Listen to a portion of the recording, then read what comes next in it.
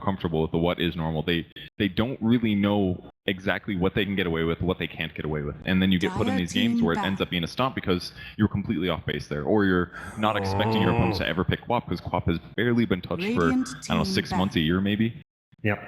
Yeah, I lack of practice on certain one. I mean, theory crafting's one thing, but actually playing with a specific hero, you're going to still be able to play it well. And it's completely different from pubs, you know? Everybody was focused so heavily on Helm of the Dominator and has been impactful here, but in some cases maybe even been over-purchased on every carry kind of a thing. So there's a lot of small things that seem viable in pubs that just genuinely won't work against really good teams. Early Drow ban.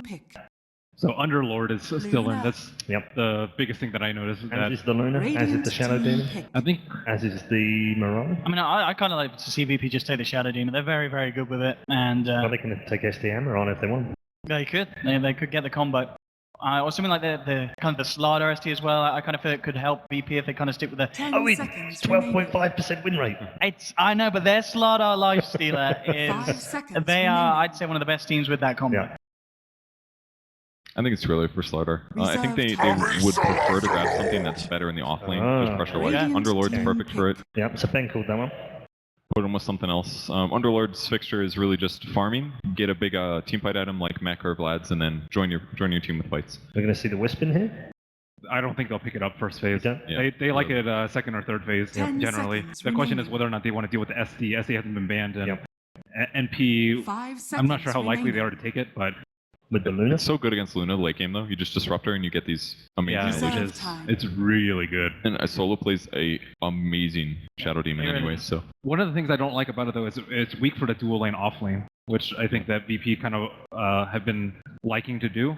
That's I think the one big downside about it, because I think they probably want to pressure to Luna's lane. Pasha doesn't go jungle very often. They've grabbed Disruptor many times before. I think they can still make it work. They just need to prioritize his levels a bit better. He's good versus Envy's good heroes too, like the Ember and the Marana. He's very good versus both of those. And I can't remember if I don't think it was VP, but we've definitely seen another team pick this opening, this LAN, and it obviously just allows you to have an incredible amount of crowd control in the team fights there. The synergy of the pit into the kinetic field, it becomes very hard for the opponents to fight around if they don't have their BKBs. Do you see the Luna Marana combo this time? I have seen it already very effective once. Sisters got to stick together, right, Owen? Absolutely. What's that? What does that mean? It means nothing. I mean, and it was successful. 10 seconds remaining. Nice breaking the ice, Purge. No problem. We're sisters. I thought you'd crack a smile when Red Eye said something to you. I was like, man, that would make my day if I made Purge smile about something. Really? Can I remember what it was so I can do it again? It was something about them exchanging MP versus VP. It might have been a pity smile, but it was still Probably a smile. Yeah, I don't remember this. That was pity. It was a pity. I was like, please, Red Eye, I want to talk about something. Second phase bans, one on the way. Yeah, standard ones there as well. Shadow Demon, as we mentioned. Yeah, they just don't want to have the chance of going up against an SD. Then SD and Morana as well, two absolutely disgusting combinations. And you kind of mentioned it before, Red. The Shadow Fiend gets a touch upon here, banning it against no one, as I mentioned before. One of his best heroes in the mid lane, and something that they have shown that they're very happy with picking in this patch. But it means that they're not scared of the Wisp, because usually when they pick Shadow Fiend, they pair it with a Wisp. They could easily just ban the Wisp, and it's kind of like banning out the Shadow Fiend, which is a little bit more interesting.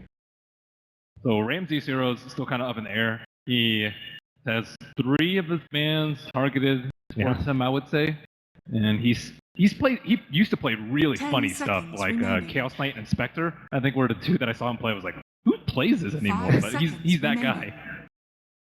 Chaos Knight's not ready. The hero needs a rework.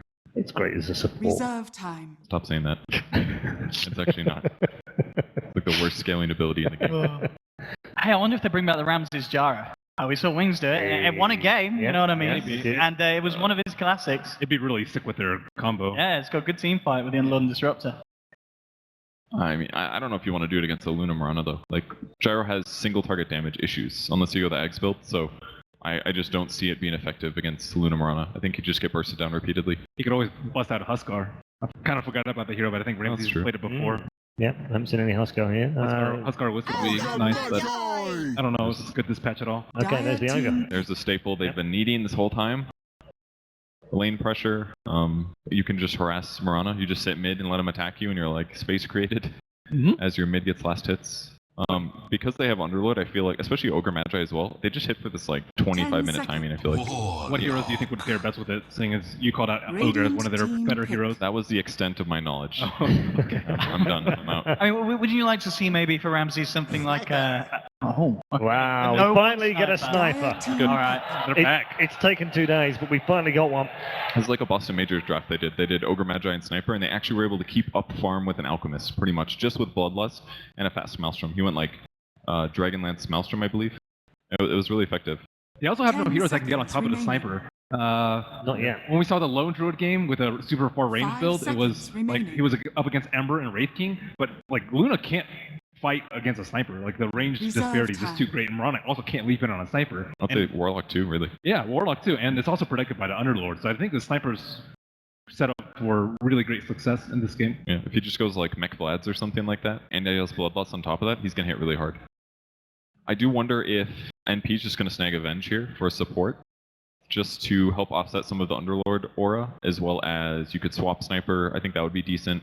It also gives them a arrow setup. Right now they've got nothing for Morana. And also something as well, yeah, to get people out of kind of Underlord and Disruptor's combination. I mean, already this battlefield is going to be an absolute mess with fields being thrown down, Pit of Malices, shrapnel everywhere from VP. It's going to be very hard for the side of MP to come into a 5v5, and unless they do get a good jump on one of the backliners or the sniper in VP's case. Yeah, they need a way to get into fight, like a Blink Ravage, I think would be perfect. Yeah, I'm something. Oh god, they'll do it. I was gonna say this, but I was like, I really hope they don't pick Spirit Breaker, because like Spirit Breaker is awful against Underlord. You just put the pit down, and it lasts like 12 seconds, and if he charges through it, he's just stunned. It's terrible against Underlord, if the pit is in the right place. And I was thinking about it, but Darkseer's already banned, so I didn't expect it, but I'm not feeling good about SB here. They're a little weak on Disable at least, but at least in like mid to late game team fights, it's not a good matchup. Maybe they just wanted a hero that could skirmish, because Warlock already covers the 5-on-5, so maybe they want heroes that can move around the map a lot more. So I think it's good if the Underlord is not there, which may happen for the majority of the early game, but I agree with you in the team fights that it's going to be a tough one for SB. Okay, final picks and final bans. What are we looking for on MP then? Offlaner for MSS. Studied MSSs. Well, yeah, the Omni ban as well, very much. Something that we've seen already be very strong this tournament. I think he's played 2 games, won 2, has been banned out 6, now 7 times. 10 seconds Beast, remaining. Tide, I think, are generally the ones that he plays. They don't pick Batrider very often, although I think it would be not so bad for them. They don't really have great ways to deal with the Bat. We also see Clockwork sometimes as a hero to get into the Sniper. What'd you do against Disruptor though? That's the one here. That's the one. That's why I don't. What do you think about a potential MSS Nyx Assassin? Team pick. Nyx is all right too, but it's just like you gotta bypass like the Underlord in this particular game. It's not that good this game. I mean, Underlord, Disruptor, Ogre aren't really targets that you're going to want to nail. It's basically just Sniper, and I think picking a Nyx just for a Sniper, which is kind of okay, but not that great. Yeah. I like the Batrider idea. I think it's a good tool against Underlord, just to always kite around him. You have tons of damage. He's a little bit weak for lots of Disable. And it could pull Sniper out of position. I like that. Or something to facilitate Spirit Breaker to make him a better hero, like a Darkseer or an Omni Knight, both banned, but something that would help SB Roam to actually be more effective if he's underleveled. Because right now it's like their gank is not amazing. Like Warlock can roam around a little bit, I think that's a good solution. Sanking Spirit Breaker dual off lane. They've got more disables, they've got more arrow setups, they've got more damage in the lane. Is it going to be Bloodseeker time, though, for Ramses? Bloodseeker over Sniper? That's what they do a lot. Oh, that's right, they did that at Boston. Yeah. I think it's also pretty good versus Sanking. That really would be going back to what they know, wouldn't it? And they have set up for the Blood Right with the double. Yeah, a lot of AoE control. Static Storm into Blood Right. I mean, what about kind of the skirmishing heroes? Gyro, Sven. I mean, even the Ursa, something that Ramses is very good at as well. I don't know if I like Gyro or Ursa this game, and the other ones I think are very uncommon right now. I think a lot of this game is just based around the Sniper, though. Like he's kind of the main damage dealer, I think. So. I think I like the Bloodseeker idea a lot. Yeah. You could even do like Rupture Glimpse or something. Ooh. Just buy 4 staffs. Are his talents even any good? They're pretty good. They do go for the Ursa. It's okay. It is something that Ramses is very, very historically strong at, and he obviously benefits from the Bloodlust from the Ogre. Get those swipes in. He could suffer be good. lane. I think it's my only issue. He could get kited a lot as well, I guess, with kind of the breaker on him, the stuns from the Sand King. Yeah. That is an issue, potentially. All right, okay. Thank you, all three of you. It's time to head over to our commentary team right now. And our commentary team has also been refreshed as well. Capitalist and Gods. It's all yours, boys. Thank you, Paul. That's right. Me and Gods are going to be casting this next one. Gods already called out the 4th pick Sniper, and it seems like the analysts backed you up there. They felt like the Sniper was pretty strong pickup. Did that allow VP to win the draft, though? I think so. I kind of got to the 5th pick, and I'm like, it didn't seem to matter to me what they put Ramses on. I like VP's draft regardless. They just need another kind of hero to be in the 10 front lines for the seconds Sniper. This remaining. Sniper is going to be very hard to reach. The last 2 NP heroes, Spirit Breaker and Sand King, 5 are designed seconds to kind of be remaining. gap closers, but as Pudge kind of mentioned, getting to the Sniper with charge, very difficult. Against some of these heroes like Underlord.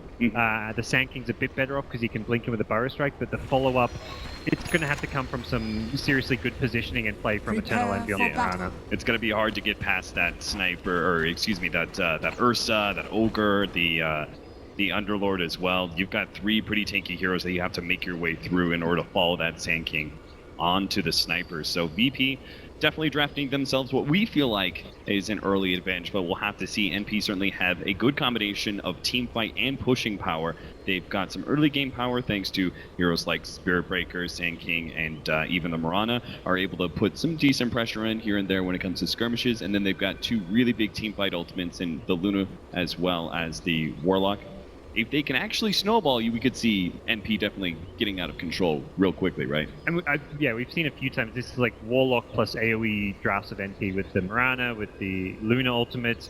It's just one of them games where they're maybe a little bit behind, didn't have the greatest early game. All it takes is one big team fight where they hit that 3 to 5 hero fatal bonds. Envy will just immediately go blink in for the when he gets his Ag Scepter, gets the double star storm off, and that damage output with the fatal bonds is just absurd. So you have to be very careful about how aggressive you play if you're VP, and that's where they need these tanky frontliners. The Ursa is a very good pick because of the enrage. I don't think this is a game where Ramses is necessarily going to get a lot of kills. It's the Sniper who's going to pick up the kills. This hero was largely picked because he's pretty good in lane. He does have good lane dominance, and then he can just be very tanky and hard to kill with like a BKB Ags in rage in the front lines. Yeah, he's pretty nice, particularly against Luna, right? This is this big like team fight damage over time spell that you just pop in rage and tank up a lot of the moonbeams for your allies, and you're going to be kind of good to go. I actually want to talk about Underlord. What did you think about Underlord in the previous series, especially that last game? That it felt like as an offlaner that wasn't able to accomplish as much as was needed for WG Unity.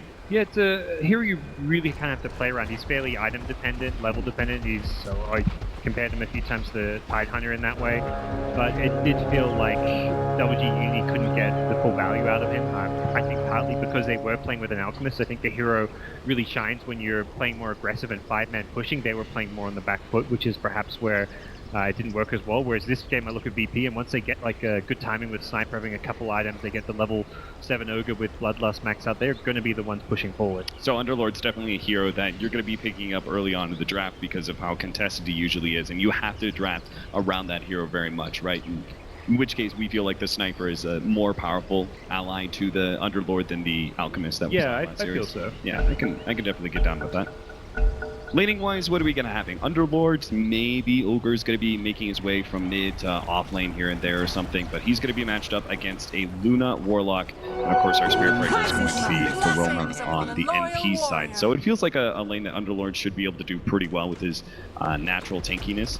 A Sniper facing up against the Priestess of the Moon in the middle lane. Eternal Envy already picking up his signature Ring of Faceless to see if he can toggle his way to an early CS advantage. Yeah, it doesn't look like there's going to be any big surprises here. The Ogre roaming, NP going for a more traditional, just full-on trialing. Something you kind of have to do with the Warlock, who's not going to be able to zone an Underlord by himself. So often when you've got a kind of a weak dual lane, you just have to commit that full position to the safe lane to start things off. And Pasha's not even going out the lane. He's actually already walking back to just keep blocking waves up top.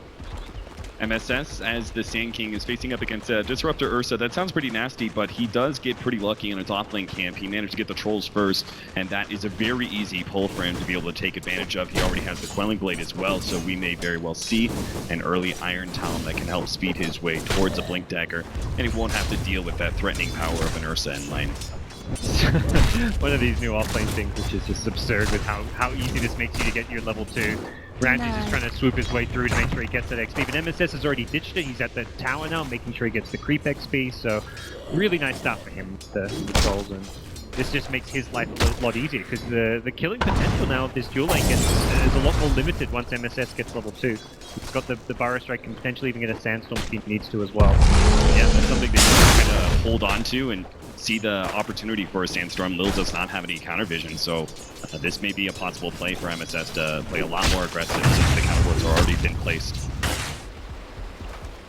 So it looks like Oge's already used up most of his mana roaming around this middle lane, so we'll see him contest some of those 2-minute runes, try and come up and take the bounty rune away from NP if possible. And not a whole lot NP can do to kill him here, but they will try and snag it. Looks like it will be enough to push Solo back. A gift from the temple. CS-wise, it's looking pretty good. Luna's already taking an early lead. Sniper is taking the advantage against Eternal Envy as the Priestess of the Moon, but that's kind of to be expected. This Mirana is not going to be able to get much early CS against that Ignite. Now the Spirit Breaker is going to come in and trade, and Solo preemptively popping that Ironwood Branch and Tango to be able to make sure he has easily enough regen against a potential charge into arrow combos. So not even a real attempt from NP. They're just hoping to be able to push him back, buys Jackie some space, but it's just not happening. Solo continues to place himself on the opposing cliff, just keeping Eternal Envy completely zoned out. I mean, the good for NP is the off-lane right now. This Sanking is getting a tremendous amount of farm as well as experience. The bad is the mid lane. It's a mismatch as far as obviously being a 1v2 lane, and also just no one of those very mechanically solid players. And NP's kind of fallen back. He's throwing an arrow at some neutrals here, looking to play catch-up. He's actually just ditching this mid lane at this point and going full-on jungle. It's like slightly concerning, but it's not too worrying just yet. It's kind of the hero that will catch up very quickly with a kill or two from a rotation from a Spirit Breaker a bit later on. Yeah, honestly, just because of the Sacred Arrow, the way he's able to take all those bigger creeps from these camps, he will manage to at least keep a semblance of farm while he waits for an easier lane to present itself. Doesn't seem like either offlane is really being challenged too much. I mean, Pasha's hitting up the jungle. He's got his level 3, so he's Firestorm jungling with the Stout and the Quelling Blade. So neither team making any big moves just yet. If anything, it's probably going to be more on like the NP side. Perhaps with the early levels on Sanking, they can actually get aggressive here. Something like a Sanking Spirit Breaker rotation. Unlikely we see Underlord try to make too many aggressive moves. This is a hero that just wants to kind of defend his tower for as much as possible. Yeah, that is the one big difference, right? It's that even some of the sustain heroes, like for example Omni Knight, they still want to be pretty active, but it's like the two offlaners that are popular right now that are a little bit different is the Darkseer and the Underlord. Those are two that just kind of park themselves in the lane, and they don't like to actually rotate out, just because their constant laning presence is the most powerful thing about them. VP's moves are probably going to be more around the Ursins on his level timings. They can not really push this one out in this lane. Maybe he'll come back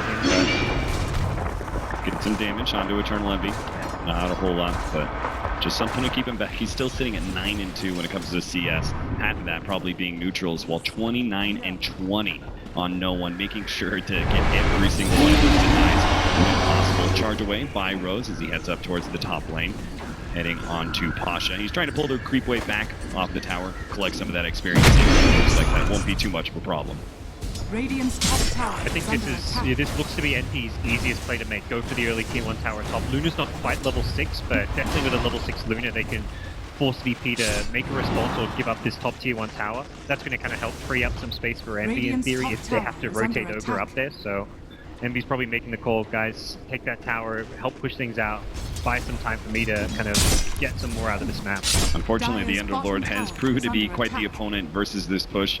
Every single time he's just been able to Firestorm and pull those creeps off the tower, so not much tower damage done so far. Luna not wanting to brave the fires of the pit just to be able to get some damage, some chip away on that offlane tower. Similar situation, MSS hasn't lost too much damage on his tower. He's actually going to go for an early smoke up here with Rose. Rose was spotted by that observer, not smoking, but he did pop by the ward, so they know he's around this mid lane, but they're not expecting him to have smoke up on the high ground. This is the move to try and catch no one on the side. And this should be a guaranteed kill easily leading up with Burrow Strike, even the Amethyst being thrown down just to ensure that no one doesn't need fall, because it is such a critical kill. Eternal Envy will very gladly take up that first blood as he definitely needs the comeback. Yeah, that's the comeback smoke game. They're kind of looking at the lanes like, look, Sanking's doing way better than you'd maybe hope. Morana's doing way worse than we'd hope. Let's kind of fix those problems and just go for that early. TP, instantly they use the Shrine to make sure they have the mana and HP for it, and very quick, decisive play from NP. MSS already back to that bottom lane, continuing to defend his tower. Ramses has picked up the phase boots in Morbid Mass. The contact will be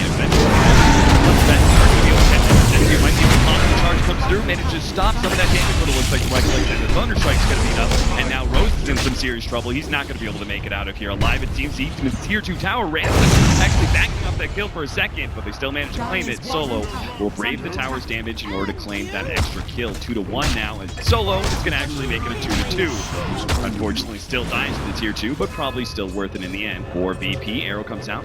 Yo! Ramses almost running back into that one. Rose, he's in it immediately goes to the charge, does get glimpsed back.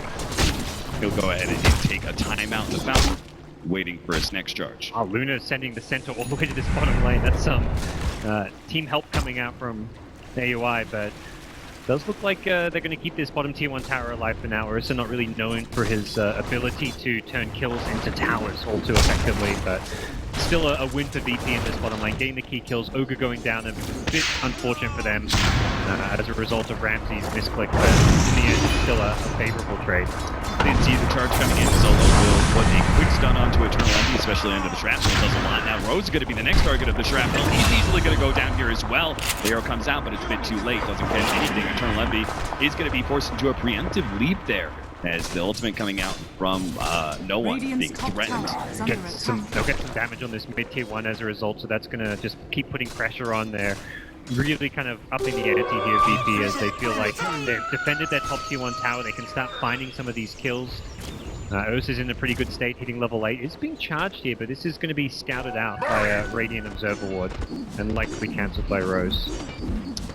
It's kind of interesting that they put the pressure on the enemy safe lane in this situation. They've only really tried to gank that sniper once. I think it was a great move. It was absolutely needed by NP, but I expected, I guess, a little bit more pressure from MSS and Rose on that mid lane, but instead they're going to try and claim this tower and take some control of VP's jungle. It comes down bottom as well, so setting up to defend this one. Rose actually going in, they do manage to follow this up with a center. Nice positioning there on the side. AUI gets a beautiful ultimate on the other side of the trees, isolating that one support with his positioning, and they just blow up that one hero, the Disruptor. Now VP are going to be left to try and hide behind their tier 1 tower, but they're constantly being pecked away at by NP. You can have an arrow, potentially even a couple of loosened beams to be thrown out, weakening some of these heroes. So VP are not going to take any chances. It looks like they're just going to go for the full out of the Underlord. Nice stun from MSS, but that's more looks than anything else. NP seemingly will take this tower due to the forfeit of VP. Pretty nifty use for the Underlord ultimate, get you out of a bad position there, and that was with NP having committed their ultimates. They did not win it, well, a couple of their ultimates, they still had the epicenter being the key thing there, as well as the chaotic offering had just come up, and I think VP suddenly had panic bells in their heads, like, wait a second, they may have just used Morana as well as Luna's ultimates, but they've still got a very hefty amount of teamfight left, and VP not really ready to fight until they get a key item or two on Sniper, on the Ursa. Ursa's just seeing it with the Morbid Mass. Sniper hasn't even completed the Dragonlance, so he's not all too tanky. And I think most importantly, it's the defensive item on Night Passion. Not having a mech is going to make a big difference in these team fights. Yeah, absolutely. It seems like the later levels, this VP team can actually get really tanky. You talked about the Dragonlance for the Sniper. He's also got that level 50 talent where he gets an extra 200 health. The Ursa obviously is just going to get tankier and tankier. The pick that we're all expecting from Pasha. They're trying to threaten the opposing safe lane tower as best they can. NP don't seem to be wanting to rotate and save that one. Instead, just pushing for some gladly taking a trade off for tier 1 for tier 1 apparently. DP's vision game has been phenomenal so far. Like, they've got wards, seeing that entire move down bottom, even though that didn't work to their advantage, the ward in the mid lane and top lane as well, securing, making sure they know they don't get caught out when they go for that top tier 1, because potential sanking Warlock teamfight is exactly what they don't want to be running and fighting into, so really on point play coming out from Solo's Ogre so far. 3-3 right now, 11 minutes in. Gold graph looking to be the favor of VP, about 2,500 and a 2,000 experience lead, but NP do seem to have better map control. Let's see if they can translate that into another team fight. They're going to be able to catch the Luna here. Luna might flip it back into this control of Masa. They were able to get the Disruptor ult on top of the AY as well. That will be heavy commitment from VP, but well worth it to take out the carry of NP. And they know once that Luna's down, they probably feel confident enough that they can just chase for more because the team fight isn't quite as scary without the Luna. Yeah, they're fighting into the Warlock Sand King ulti combo. If there's no Luna there for the cleanup, chances are you'll still at least trade fairly favorably. Yeah, you still don't have Blink Dagger on Sand King, and this Muerta is far enough behind that she's not a big team fight threat. So, Luna, enemy number 1 for VP. They're now going to try and put some pressure on the tier 1, or at least allow no one to do some chip damage. They completely surround him. How's NP going to respond to this? They do still have some of those big team fight ultimates, and it seems they're going to try and employ them with a 2-man smoke wraparound here, or maybe they're not going to wrap on mid and just try and push into the enemy jungle. Stand around the landing, maybe pull back there, but a nice jump away. Perfect timing there from MSS with that Burrow Strike. that was crucial. He was just 200 short of Blink Dagger. Getting caught out there would have been very problematic. Seems like MP had different ideas about what to do, unless that smoke was like an accidental thing, but they did that 2-man smoke up and then they kind of split off, and it seems like Luna just wanted to be able to farm up that bottom lane instead of trying to actively engage into a team fight against VP. I imagine that they probably misread the situation. They thought VP were committing for the mid-tier 1 tower and wanted to try get the flank on them from behind, and then keep either sanking in. But as soon as they realize VP back off, they pull back and don't want to waste time. They've got to maintain, get those next couple of items up, and make sure that roaches are going on. But this next fight's not going to be as easy as they would hope for, even though they're going to have the big ultimate, because that mech is now going to be completed on the Underlord. That mech, but also the Blink Dagger on the opposing side for MSS, thanks to his clutch timing on the Burrow Strike earlier. He managed to keep that gold intact, and we could have some big-time initiation for NP. How does VP play against that? Do you think they need to group up a lot more and just stay pretty 5-man because they have this mech and everything, and there's so much strong initiation now from NP? Or is that going to cost them too much gold efficiency to be that clumped? And if they see heroes missing, they need to be kind of grouping up. They can't afford to just be letting NP find those pickoffs around the map. They need to be protecting the sniper.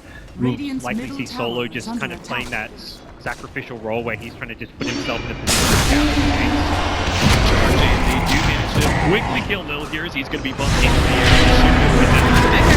Meepo can still actually get something off. They just rip apart that Spirit Breaker, and NP is actually going to be forced back here as the Moonlight Shadow and a fight around the shrine is just not what they want to take. So, man, I thought with that arrow coming in, I was like, oh, all right, that's going to be a dead disruptor, but our early mech comes in. I think NP's like, I could go in aggressively for the Starstorm, but if I do, I'm dead as well, so... Dyer's middle tower an is under immediate attack. smoke, they want more, they can find more. Oh, that's sick. They're able to be able to pick up the left, just going to have no traction to get the so MSS managed to get a beautiful ultimate. They managed to take down one with AY. They're going to be able to get the other support, but the rest of VP have already started backing themselves away. The Ursa does manage to at least pick up SVG in return. Might go back in. And they're still pretty healthy. There's no big ultimates going out. The Burrow Strike hits Ramsey's here, but there's just no firepower on NP. Not anymore. Yes, ends up being a even issue. I still feel like VP get the better of it just because they're going to kill him around. Anything to slow down the attack except the timing is beneficial for them. They lose 2 supports, NP loses support and a core. Gold-wise, it's slightly went okay for NP, but at the end of the day, they are in desperate need of NP to kind of come up big in this game. It's his hero that is going to have to be able to split push the map and kind of be the answer to what's going to be VP 5-man around a mech plus tight timing. There's going to be VP a charge, but immediately there's Tasha with a turnaround. They do need to get the stun on that. That improves a good position separating this fight. Ramses will get Rose as they try and back themselves away now. Eternal Levy does have an arrow. Beautiful Burrow Strike from MSS. A 3-man that opens things wide open for NP. That was fantastic. The coordination there so fast going to the Roshan hit. VP do not have a really viable response to this. They don't have any buyback, nor would you particularly want to at this stage of the game. So, fantastic initiation from MSS. with AUI's help come up big. I really thought that after that team fight, right, because it would win a little bit of a trade-off, slight lead for Envy gold, as you mentioned, but big team fight ultimates used, well, VP are not cooldown dependent. I thought VP was just going to be able to group up and force mid again, but Envy just like that, easily taking the team fight, and they will get an Aegis for Luna. They're trying to nice glimpse back, and take on the road, nice landing there for Pasha. He started up that hit of Malice for a second and then canceled it and redid it right as Rose was going for the charge out. I'm definitely with you. I thought VP were in an okay position to go for that play, but NP just completely caught them by surprise with a really nice multiple hero Virus Strike, the Fatal Bond hitting a few heroes as well, and Envy being able to kind of position himself further back so he could dish out damage without getting taken out at the start of the fight. Yeah, I think VP was just a bit out of position and didn't expect some quick aggression like that from NP. As you could see, they were even with the Aegis going into the hands of NP, they're still willing to go for that quick 5-man into a tower push. They don't manage to get it though. AY bullying the heroes back with his Aegis will take the deny instead. Still, I guess, a key objective for them taking down on the map. That's a kind of big focal point on the map where you kind of deny from your opponents. But with the new shrines, it is still a lot easier to maintain map control and maintain control of your own jungle here. So even having lost that T1 tower, they still have easy TP access to Roche Pit, easy access to their own jungle. So not as big as it maybe once was to take that mid Tier 1 tower. We've got, let's see, Manta Style is going to be coming in relatively soon for AUI. He's actually not that far away, just needs the ultimate orb. It's our poor Mirana, who's been pretty far set back. He's just got the Ogre Club trying to work towards that Aghanim Scepter. In order to get that speed up with the goal, do you think NP, they just wait for their team fight ultimates and start going for a 5-man push off the Aegis, or is that still dangerous against VP? I think ideally they do want to be, even before getting the Ag Scepter, trying to take some fights around their big ultimates here. They've got smokes to play around with. They just need to get these lanes pushed out so it's a bit less apparent where those ganks are going. And you can see from VP's posturing, they're playing very defensively deep on their side of the map. They don't want to really push on out at all. They know NP have the far superior teamfight at this point. Aegis aside, it's just a big teamfight combo they just don't want to be engaging into. Ramsey's just trying to finish off his BKB, and that's something that they just want to try and quietly farm while avoiding NP. It seems like VP are kind of willing to give this Tier 1 tower at mid up if the NP force the issue. We have the Underlord already rotating to bottom. The main issue for NP is, like, if VP it's not easy for NP to just like brute force towers. They've got Luna who can push, but if you've got Luna kind of positioned on the front lines, that gives VP like a way into the fight. Charnalevi couldn't quite get the position there for an arrow to stop that TP. Either way, unlikely they were going to really be able to catch that Ursa. Instead, VP are going to go for a 4-man smoke into the bottom area. See if they can go through the Shine, maybe catch somebody who's jungling up. Luna is actually heading in that direction right as the 19-minute marker is about to come up. The AUI, the Moonlight Shadow is popped, but a glimpse used right before the Invoker actually moves Luna nowhere. So this is going to be the turnaround for NP. The opportunity line it's just going to be solo, it seems, but still anything to be able to stop the aggression of VP, well worth it for NP. Kind of awkward going for those moves because they don't have a clear initiation. They don't have like a Slark or a Sanking that like instant disable to kind of lead with. It's the Disruptor who they're hoping can get a kind of glimpse catch on someone, but problem is the instant Moonlight Shadow, you've got to kind of wait. You can't just use the glimpse right away. You've got to wait for a couple of seconds to pull the Luna back in. And in that couple of seconds, NP respond and they get themselves in the position to strike. But they cut their losses. They recognize it wasn't a good pick for them, and they're going to lose an Ogre, a Tower, and big play. This is beautiful, man. And the mid push going on. The rest of the heroes have smoked up and rotated a lot of it. And beautiful setup from them. That's right as the TP completes with Pasha. They're going to be able to get the action failed before, but they're stuck inside the pit of Malice.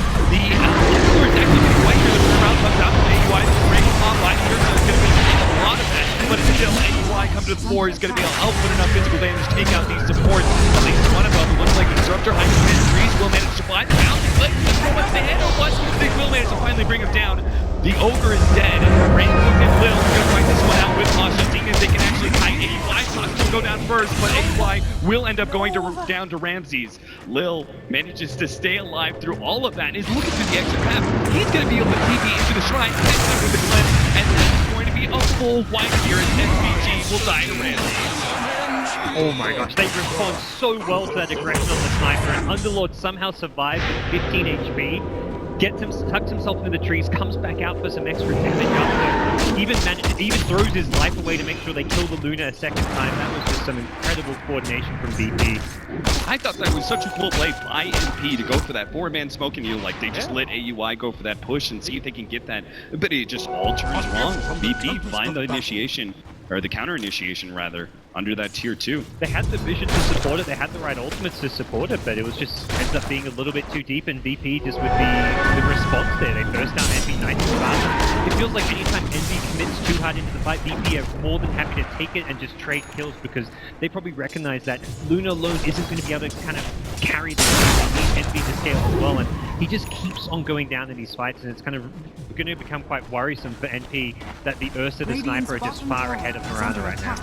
Is the reason that you say that Luna's not going to be enough to carry this game, is that because I think it was Merlini what pointed out the Luna's range disparity against Sniper puts him at a pretty natural disadvantage. So Yeah. you need that extra core to get fun, right? The way they deal with the sniper is through like the Sankey plus Muerta. They're the two main gap closers come mid to late game. Like the Sankey with his blink force down to get in, and then Muerta needs to follow it up with like not just Snag Scepter, but the blink, the E-blades, all these other gap closing items, and damage dealing items, which just aren't going to come online at this rate. So, or they're going to come online at a rate where Sniper is just a couple items ahead, so they're not going to matter. So, it feels like right now Luna, yeah, she can be in the front lines and do a lot of damage, fight into the Ursa, the Underlord, be effective with the ultimate, but yeah, can't fight the Sniper.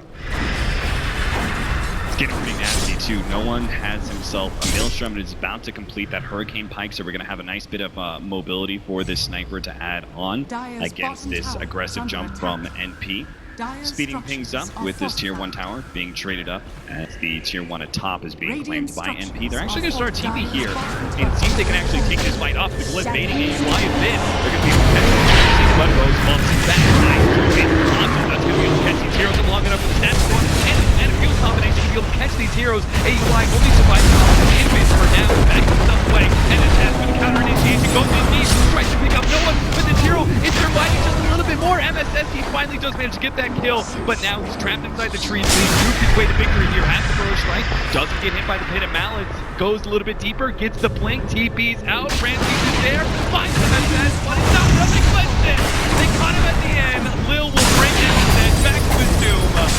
And Lil looks like he may be dying to these illusions. Actually, because of that burrow strike, it brings it close. But Lil barely managed to survive once again in the trees, the MO of this 4 position of VP. Once again, it's just VP just all on the same page. Whenever VP make a move, they're making it as a 5-man unit. They all go down bottom to defend the sniper. This time it's all 5 of them making sure that they come at the exact same time in the right order to defend their top tier. I mean, they lose the tower, but it's the Ursa initiating. You can't kill him if you're NP. He's got a BKB, he's got Enrage, he's too tanky. So that first hero running at you, you're forced to retreat. Luna gets down to such a sliver of HP. The fight's already kind of over at that point because Luna's unable to re-engage, and without that fighting force from the Luna, NP just didn't have the damage output to win it. Do you think a large part of this is that Ramses picked up the BKB so early on to this game that he can be such a bruising force against NP? He like is fearlessly diving into this team in situations like we saw at that top lane. Well, yeah, I was thinking he might just go for the Axe first because you can get any of his stuns. The BKB is just far better, as we could see in that fight. He's not afraid of anything. He can blink in all by himself. It was a bit unfortunate that there wasn't like dust following him, otherwise he would have killed off the Luna, but the BKB pickup has worked fantastic for him. Alright, it's finally here.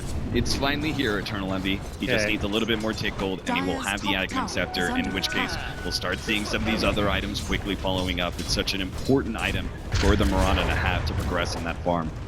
This is, I think, MP going to perhaps be forced a little bit to slow things down, but they're also playing a lineup that doesn't necessarily want to slow things down too much, otherwise VP will just take control of the map, push out all these lanes, and Sniper getting a few more items, and just not just Sniper, but getting like Underlord onto the Greaves, getting just all these teamfight items into play is going to make it very hard for MP to have the damage output just to kind of scale, because they are so spell dependent. They're not really going to get too much out of their items outside of the Luna, and the ultimates from the magic damage is just going to kind of fall off as the pipe, the mechs, the greaves all come into play. Yeah, I mean, just think about that last fight. In the MSS, he just ran out of damage towards the very end. It only barely had enough to be able to kill no one, and that was before the level 15 talent. So now this sniper has 1600 health, but he's on agility power treads, goes up to around 1801 strength. So this guy is actually exceptionally tanky, and he's got the mech as well as the pipe that he can rely on. They actually have to commit so much to be able to kill this damage dealer who's traditionally thought of as a glass cannon here on the back lines. And with the Bloodlust, like, he probably feels confident, like, oh, he's got enough damage. Yeah, he's already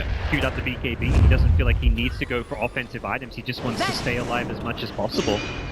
Moonlight Shadow, big initiation coming up here for NP as they're going to try and stop this Roshan. It looks like it's going to happen. Last game is already in VP. Will NP take this fight regardless? Doesn't seem like it. Throw out the arrow, but not much is going to happen here. NP quick on the retreat, and now it's VP who can push the advantage with this Aegis. We'll see how much they can get out of this one. It still is a scary thought just to try and 5-man brute force push into NP if they can hit a good favor once and get all that AoE working together. But for VP, it's just going to be the slow siege. Have Sniper as the only one really hitting the buildings, and just back him up if he gets gone on. Alright, well, the chip damage will begin. No one on the front lines, quickly clearing through that creep wave, and NP still hanging around. Looking like they do want to try and contest, but with Eternal Levy being hit by this Thunder Strike, they're already a bit out of position, and it looks like this tier 2 is just going to be giving up. MSS being the only one to try and actually split push at this point. One uncontested out of towers, they can get the other tier 2s that then opens them up to kind of take out these shrines as well and really deny NP any control of the map or their own jungle.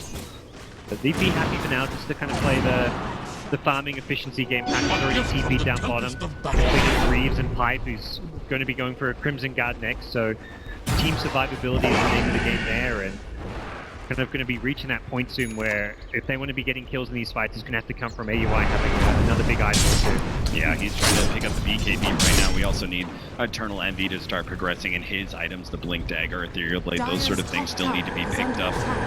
Pasha going for the use of his Dark Rift, TP out of that bottom lane. Smart Recluse does manage to stay ahead of the attempted gank by NP. And he knows he's pushed out that bottom lane enough that they'll get the tier 2 top tower and not have to worry about trading towers. That's the one thing they don't want to do, is just make trades here. They want to be the ones taking towers and then defending lane as needed. They can either defend bottom now or they can force like the tier 3 tower to get NP TPing back. So they're the ones who are dictating play. Seems like VP are trying to position themselves to catch a hero as they rotate back to defend that top lane. Ramsey's aggressively looking forward here. Doesn't manage to actually run into Roseman like that being used though, but his damage, it just comes too quick thanks to that Mask of Madness. The heavy attack speed from this Ursa rips apart a Spirit Breaker before the Moonlight Shadow could take hold. Picking them apart one by one. That's the beauty of taking out all these outer towers. MP are just kind of playing blind at this point. You know, to get down a few observer wards, but not much has kind of stayed after. I mean, this is how you know that this is what like Eternal Envy does, right? He sees when an enemy team has an advantage, and he starts doing these things that are like kind of like anything just to be able to gain a small advantage. He loves being able to cut creep waves a lot. He'll do like really aggressive maneuvers because he knows that the current game is very favorable for VP, so he's got to do something different. Yeah, and it's one of those things where all it would have taken is maybe one observer ward seeing him coming there, Disruptive preemptively TPs back, and he gets caught during the TP, but he knows you've got to go for those small efficiency plays when you're down as NPR. They're still in a position where their high ground defense is very potent, very scary. VP are not going to be able to break through, take any kind of a racks with this Aegis right now. They're still just looking to scale item-wise. No one doesn't go for the BKB right away. Picks up the Mjolnir, recognizing the Aegis is enough protection for him. There's no fights kind of coming anytime soon with NP playing keep away, and the Aegis expiring probably means VP are going to kind of continue to play this map control game. There's the Blink Dagger finally for the Mirana AUI, serving as the frontliner here. This top lane push. They've seen the sniper a couple times, so they don't really feel too scared about VP initiating, but push the lane in a decent amount, give themselves some space to work with, and now they'll try and play the farming game in the bottom half of them. A lot of TP's down bottom here. Looks like MP are thinking about this sniper. Oh, they're going to go for the Underlord play, actually. They're going to try and contest what was their defense. They're going to be able to get this glimpse thanks to that one. BKB preemptively utilized, and that's a big win as long as VP don't get caught in a nasty situation. He has beta pause, the charge goes out. They're going to be able to get a goal onto 2. AY surges forward with that ultimate, with the Glimmer King's going to be able to take Lil. Not going to be able to take Pasha. It looks like the damage seems overwhelming as MSS comes in with the epicenter, tries to find Lil, but they've already got him dead. No other heroes going to be caught on the side of VP. A dark rift that thought was going to actually turn out pretty good with that glimpse, but the BKB and a nice jump in by NP turned things around pretty starkly. Now no one's in some trouble. He's going to be charged up by Rose. The invid still working his invids here. Rose is going to be able to bump back the Ogre. They're actually going to try and kill that support first, but Rose is going to have a hard time backing himself away. Ramsey's popping the BKB, and NP will begin the kite game. But unfortunately, our Warlock's not able to kite at all. The diffuser blade slows him down to a crawl. Ramsey goes to the next kill. Actually, Trent just trying to back out. His BKB is done, and now is going to do its work. Popsy and Rage survives a little bit longer underneath this tier 2 tower. They need a bit more, and they've got him too. MSS dies for it, but he managed to ensure both the cores of VP go down, and NP in a great position now to pressure a tower. The timing of that aggression from NP is just so good. They keep chasing the tier 2 tower as they know the Aegis is about to expire. It expires like, he uses the Yules, it's like expiring mid-Yules, and NP then just bring him down after it, and it was fantastic decision making coming out. Bottom lane, they make sure, even though the BKB was wasted, they kind of recognize that VP had just caught out, they weren't all together, they weren't ready for a fight, and NP realized that they can hit that big combo on the 3-4 heroes down bottom. Yeah, they're so overly committed to this attempt to bring everyone to this bottom lane and see if they can actually get a catch on that glimpse that they're definitely out of position. And now things looking quite nasty. The Underlord's going to try and continue this progression in these sustainability items, pick up the Crimson Guard, but at a certain point in time, the sustain that this hero offers is strongest in the first 35 minutes of the game. This team fight may not be as easy once the Luna really starts picking up heavy physical damage. What do you make of the Necrobook build on the Spirit Break? Have you been... I like it. Or? Yeah, we saw this earlier, and I think that I like it quite a bit because it gives you this really powerful thing. You've got the control of charge and the ultimate, as well as you can probably rely on unabashed command, right? So you've got a hold of like 6 seconds on a hero, in which case those Necronomicons just do so much work, burning through a hero's mana. It gives you a little bit of pushing power, some split pushing power as well. It just seems to fill a lot of gaps that Spirit Breaker has going later on into the game. It was one of those items that received some nice little buff with the shorter cooldown on the mana burn, so see what he needs to do now. They actually grouped up here, wondering if they're going to be the ones making a smoke play. They probably ideally want to grab themselves another Aegis before they get too aggressive again. They know, for the most part, they still have pretty good control of the map, having taken down the tier 2 towers in both top and mid lane. Problem is that shrine near the Roche Pit, which they still can't bring down. The Lord going up top. Yeah, the butterfly's complete now for NP. Could be pretty nasty. So even if their magic damage is beginning to run out a little bit, they're picking up big physical damage in this Luna. And eventually Mirana's also going to be making some big leaps in damage as well. He's going to be trying to actually pick up a BKB after this Blink Dagger he chose to go for. Eternal Envy showing himself in the top lane, might rotate mid as well, but the other 4 smoked up, pushed forward inside their own jungle. To be able to catch someone, but Rams starting to link himself back, and this man's getting catched, but it's a little bit too far. All these VP heroes, EY says, damn it, I'm going in, you guys need to follow me in, but he realizes this is too much to handle. A couple of BKBs popped by VP, and now they're the ones who are going to try to turn things around. Nice back, throwing more, and EY can't really do much. Get the horse out of that Static Storm. He's going to be good for now. No one's damage is stalled up. MSS gets Burrow Strike with the people. He's doing so much work. All these heroes, they're stuck inside this one. They can't go anywhere. No one's carrying them apart from a distance. Rose bumps him back with an attempt to retreat, but he's not going to be able to get out of here. Assassinate. He gets in NP. They still try and finish this one up. Eternal Envy will manage to get know what it looks like, but he's dropped quite low. Underlord in solo. They're trying to battle it out with MSS right now. MSS with the Golem feeling good. Gets the 2-man Burrow Strike. Solo's quite low, but it looks like Eternal Envy's not willing to make that commitment just yet. He comes forward, and Starstorm not going to be able to hit Solo here. Underlord threatening that under the Pentagon. He's going to be able to catch him. Here, there goes the multicast. done, and the Burrow Strike misses. MSS in some serious trouble, has already lost his damage dealer. Can he actually make it out here? Yule Scepter forced that forward. Sandstorm trying to get out. Burrow Strike is up in second. And it looks like he will escape, but NP have dropped 4, thanks in part to VP No One just outputting so much damage on that sniper. Yeah, he suddenly got brought down very quickly at the end by the Muerta, but that was, I guess, an okay fight in the end for NP. NP should not have died there. It was one of those things where normally it's high risk, high reward. That was a high risk, low reward. He was overcommitting at the end to try to bring down the Ogre, and not really worth dying for, but VP perhaps getting put back a bit there. Both Ursa and Sniper dying in the fight, both teams losing their cores. Neither team really progresses all too much, but this will kind of set the stage for that next Roche fight. Coming in a minute, Roshan will be back up, and both teams will be eyeing that one off. NP will have most of their team fight ultimates back up, and VP will be trying to secure that with their Ursa. 25 to 20, 35 minutes in, we are going to start approaching and thinking about what the late game is going to be looking like for these two teams. Do you give the advantage to the Ursa sniper and the physical damage they're able to output, or do you think Luna and maybe a comeback from this Muerta could be enough? Oh, catch here, SVG. Nice use of Slark Red with the help of Ramsey, still easily dealing with that pick off on a support. 50 seconds, this is probably enough for them to take that tier 2. I think the late game can swing back NP's way if they can manage to get NP just another item or two. They're trying to.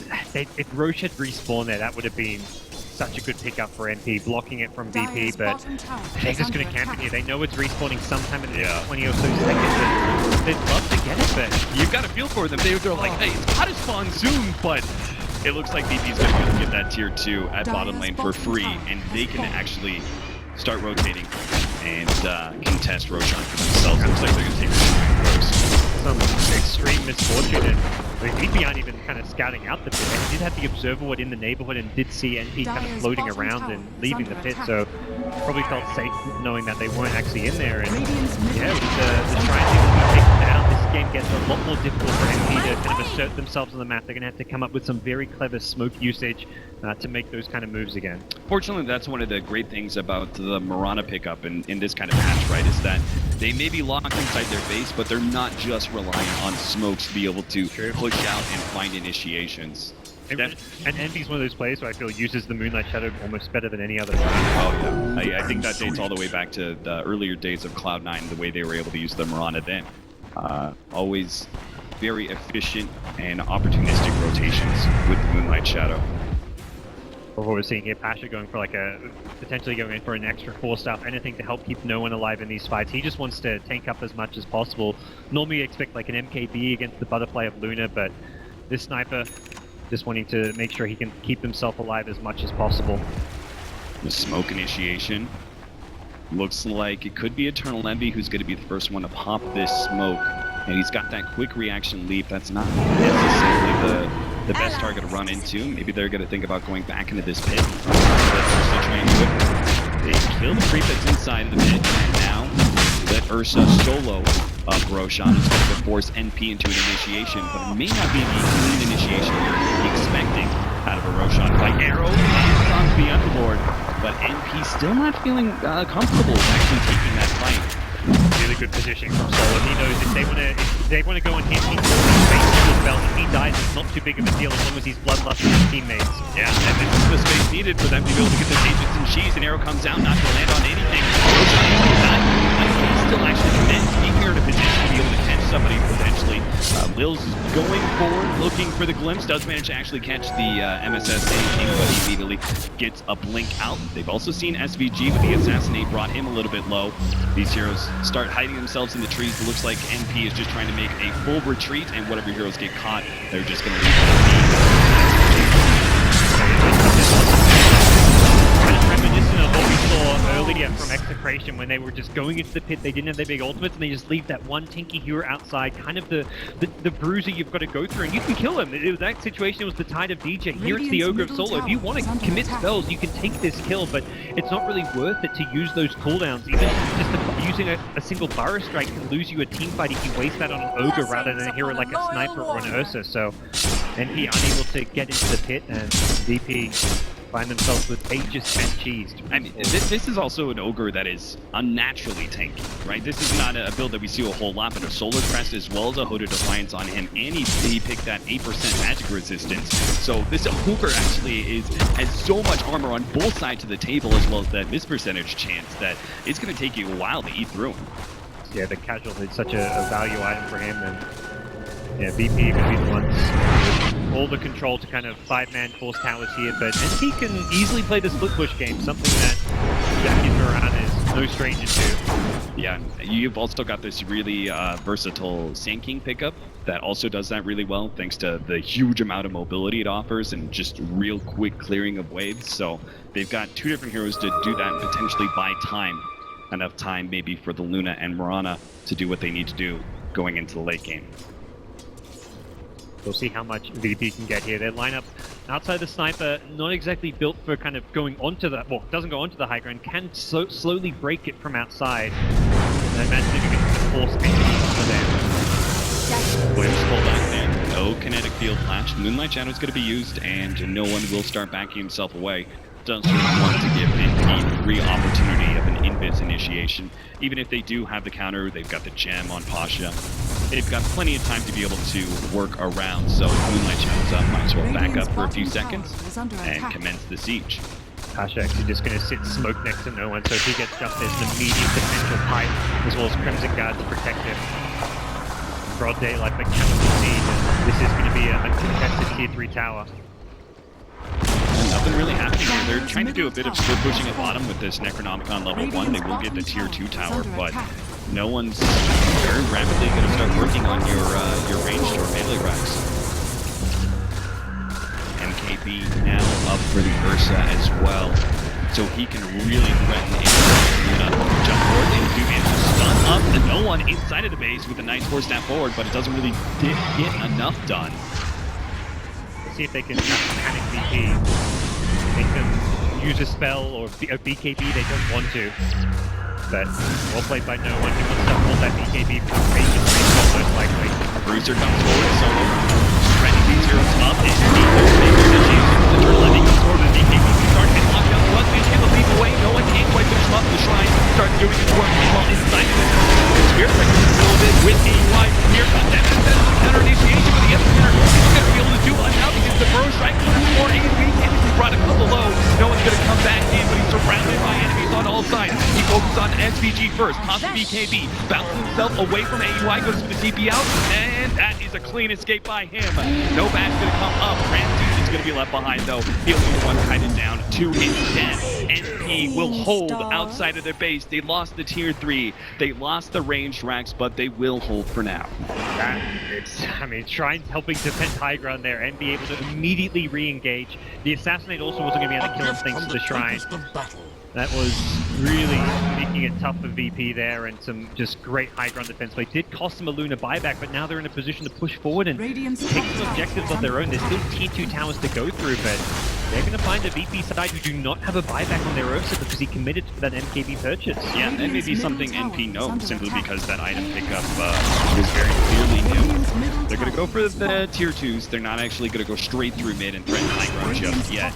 Perhaps taking the more conservative tier 2s and trying. I think just being able to take out all these shrines and know that you're doing so safely without putting yourself in a position to get caught by a potential glimpse into buyback where you just find yourself in a fight that you're gonna, if Luna dies, you can probably just straight up lost the game at this point. So yeah. I think MP rightfully just playing it a bit safer. They'll take out the first of the 2 shrines. Probably not too concerned about that bottom shrine as much right this second. That top shrine near the Roche pit, the more important of the 2. One thing, it seems SVG, unless I'm missing anything, he really doesn't have a whole lot of progression. We're not going to see the real good late game impact of the Aghanims or Refresher coming out from SVG anytime soon. He had the Hand of Midas at okay timing, but hasn't progressed since, oftentimes being chewed up by either the Ursa or the Sniper. Has guaranteed him the levels to get at least his level 3 ultimate soon, but yeah, no item progression whatsoever. Wouldn't be surprised to see him just pick up some cost-effective lads type items for the team. And on the other side, we have some very good progression by Lil's Disruptor, who now just completed an Aghanim Scepter.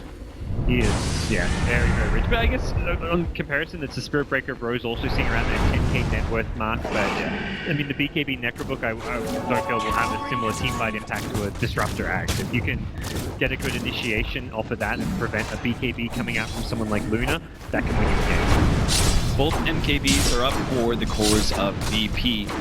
So they seem to be feeling really comfortable with killing Luna again. No buyback, trying to work towards that Satanic, but it's not going to be picked up before this next push from VP. It seems like they don't even need to wait for Roshan. They have put themselves in a position where Sniper will not have buyback now, so fairly risky. And Ursa's buyback was about to come back up, so it's not like he's thinking, okay, my Ursa doesn't have buyback, I may as well just spend my money as well, since if we lose a fight, only one of us can buy back. This is a VP team who feel confident they can press forward. Arrow onto no one. They're just going to charge up here, and Lord's going to try and intercept the BKB activators. They're going to fully commit to no one here, trying to finish him off, but with his BKB activated, it just doesn't seem like they have the damage skill to output.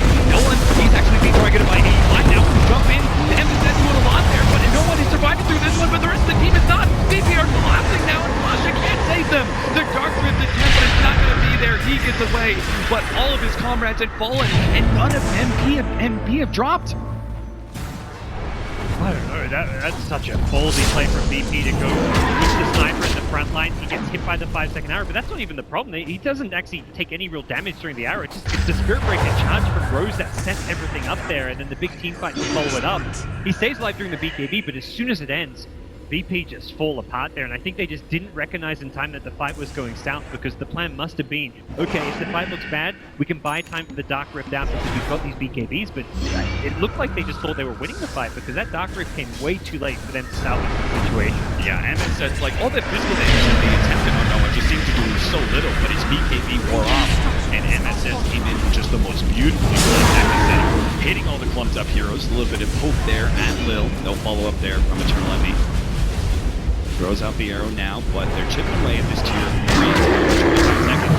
Until jump in. Ooh, Ramsey's actually trying to push NP back. That is very risky. It cost them a BKB charge, which NP are not going to try and punish here. Not feeling comfortable with the 15 seconds. Yeah, down to 5-second BKB anyway, so probably just feeling like this is an extra like 10 seconds. If I do this will buy 10 seconds off my Sniper's respawn time, so not worrying about the Sniper on it. Does put his BKB on cooldown for a short while, but I think MP know with Sniper respawning, they saw what just happened to VP, trying to push high ground into shrines, into high ground advantage. It's not going to work out well for them once Sniper's back alive with Bloodlust. And when you're pushing high ground to Sniper, he can sit way back by his throne, by his tier 4 tower, and be really well protected. Yeah, potentially you could say VP have a better high ground just because of the nature of the Sniper. And it's nighttime, so that vision's just going to be garbage for NP. Trying to seek out that hero, so maybe it's all going to come down to a Roshan fight. Neutral ground where these two teams can collapse, poking at Pasha, but of course he is a tanky son of a gun, and there's no way that NP want to make that kind of commitment. Not on that hero, at least. VP need to be careful there. Probably just me banking on the Dark Rift bailout if they get caught outside their base on someone like Sniper, and they're not going to be able to take the fight, so... Not committing, even the Ursa not kind of, or he used his buyback now, we'll be looking to upgrade into that Abyssal as soon as possible. The Blink Abyssal on someone like a Luna into the Static Storm is probably going to be the play they look for to start off the fight, because that's really the best insta-disable they've got to work around. That is the one real big downside, right, is that VP's initiation is not hard and fast like NP's is, with potentially, you've got Spirit Breaker that's a little bit of telegraphing, but very clearly, like, MSS has this Blink Burrow that can actually set up and they can combo stun heroes down before the BKBs go off. VP don't really have that same option unless it's, as you said, the Blink Abyssal. I mean, if Lil doesn't get like an axe starting from the whole game, it's by no fault, but there's no setup. It's one of those spells which, realistically, to get off before a BKB comes out on a Luna or someone, you need a stun to go before you, and that is just kind of what's lacking until something like the Abyssal comes up. And even with the Abyssal, it's still not going to be always reliable, and NP are going to be looking to play around that one. I'm curious how much NP worry about Rocha, and after the last few defenses, they may just feel like they can still defend against an Aegis, but at the same time, they may just want to strike while the iron's hot. They've got the Ursa without a buyback. Sniper, they don't know, doesn't have buyback for now, although he's very, very close, and that's something VP will definitely want to have before they try anything like a Roche. A smoke up, and NP will indeed contest Roshan, it seems. Spreading themselves out, not sure which direction they're going to be heading. Eternal Envy's going to be leading the way. Follow me, he says. Moonlight Shadow into the off-lane jungle of the Radiant side. The scan of the Dire has actually clipped some of VP. They're sitting right here in the mid lane. They're actually going to smoke up, and we may see ourselves a little bit of a merry-go-round, as it's going to be VP who now push forward, and NP are actually now taking the Radiant high ground. Can NP get themselves an Aegis is probably the big question here.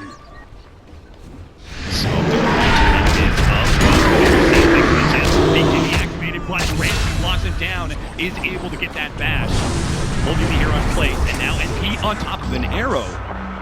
NP, they've lost their Spirit Breaker, but they're not able to make the commitment on a solo. He's obviously just not the hero they can go on. These two big guys, Underlord and Ogre, they just serve as these tanky heroes that, oh my god, he actually popped the other. They thought they were actually going to come forward. VP, they didn't actually go for it. They went back to the Roshan pit. That's going to be an epicenter completely wasted. And now NP, I have no idea how they actually are going to try. They drop the gold, and a beautiful Burrow strike. It's just not enough. Muerta, he's already been brought down. No one, he's now targeting MSS. MSS trying to make his way away with the old scepter. Here comes Luna. Pudge is trying to go for the dark rinse out. Solo is trying to battle up against it as well. He might be tight around the gun. It's just not good for him. Ramsey got something as well. He tries to bomb this, they dead, but it's not enough. Ramsey survives. He doesn't win that 1 versus 4, and now it's going to be the extra heroes. NP down for 2 minutes on the Luna, and VP in a great position not just to take Roshan, but also to force the climax. NP was very, very adamant. They wanted to hold that high ground. Even having lost the Spirit Breaker, they felt the sense of the lose rate. They wanted to keep high ground, and NP would have to come up into them. They felt they could use the epicenter there, but NP, they missed the epicenter, and after that, everything just falls apart. NP got caught out in the Ag Static Storm and unable to get his BKB off. Really costed. Look at no one. He is slowly waddling his way to the front lines. No boots. They're sitting in his backpack as he went and forsook those for the Aegis. Why not? I mean, he could just plant himself outside of the base. NP's going to be forced into an engagement at some point. A casual, what, almost 1200 attack range. Coming out with the extra attack range from level 25 talent. 1200 attack range, 330 movement speed. That's the way you rock it. Well, that's going to be the melee Rex that... A kind of melee Rex that's kind of inconsequential. You're kind of at that stage, 52 minutes in, one lane, you already lost the range Rex there. It's not going to change the state of the game too much. You've got plenty of heroes that can push out lanes at this point. And thanks to this gigantic push at top lane, they are going to be forced back. They can't just continue to rotate into another lane. Passion there to farm it up. He's kind of hitting that critical mass himself. Doesn't really have too many item slots to free things up here. He really wants to hold on to all of these teamfight items at this point. I like his choice of Flats. I think he had a quick buy of Sight the Vice at one point in time, but clearly this Flats is going to have so much value for the sniper. So. Yeah, late tags on the Ogre. This is some added magic damage and just extra lockdown. For someone like Luna, when you're getting down to that stage where you're going to have a 5-second BKB, this can be quite highly impactful. Speaking of Luna, a fresh Agate. Yeah, I felt like that last ultimate, was it there in that last team fight? Or did he just pick it up? I think he just picked it up, I would say. Alright, okay. In which case we're going to see the firepower of this Eclipse. He could potentially throw it with the Sand King initiation. They could just have mass magic damage, but VP is incredibly tanky. They've almost got 3k HP on the Sniper. Same goes with the Underlord. They've got over 3k on the Ursa, and he's got Enrage as well as BKB. It's an amazing amount of magic damage that NP can put out, but ultimately it does have its end, and VP may just be able to survive through it and strike back afterwards. This is, yeah, on paper, the end. You can't get close enough to hit him, well, just throw an ultimate on someone like a Sand King who can get in melee range of him. And if you can do enough damage, like if you can get Sniper alone in a Burrow Strike with the Axe Eclipse before his BKB, he will melt very, very quickly. Doesn't really have good sustain, doesn't have any kind of a life steal like a Satanic to heal himself back up, so he will be pretty much permanently low. The Underlord with the Greaves is not going to be able to heal him up really enough in that situation. Got the Blink Dagger on Lil as well. We haven't, I think, seen too much of a big jump from the Disruptor to get a big Static Storm lockdown, but maybe possible with this next initiation. They're going to start chipping away at that tier 3 tower. I say chipping, but it's more like chunking with the way that no one's outputting physical damage right now. Yeah, they're going to just... You guys are going to have to... And MSS is not going to be able to find a clean initiation. It seems like Pasha is able to skip him out pretty easily. Ramsey's looking for that jump. Blink of missile into the static storm. That's going to be all over for NG. There goes the arrow onto Nolan. He takes it. Now, this is two men. Strike to the jump. Ramsey is going to be able to jump forward. And he targets the Luna. Almost bring her down to pull some things up. But Ramsey still gets that final swing. The goal is what made him on to good position. They just don't seem to have enough damage. They still look very tanky. They finally get that ultimate down. But they're lacking the Luna ultimate. And that is what the game plan was. And he just run out of steam here. Their two heroes are down for 2 minutes. And that means they will call it GG. Virtus Pro will take this game 1. I mean, that's a fantastic way to play that series. Such an evenly contested game.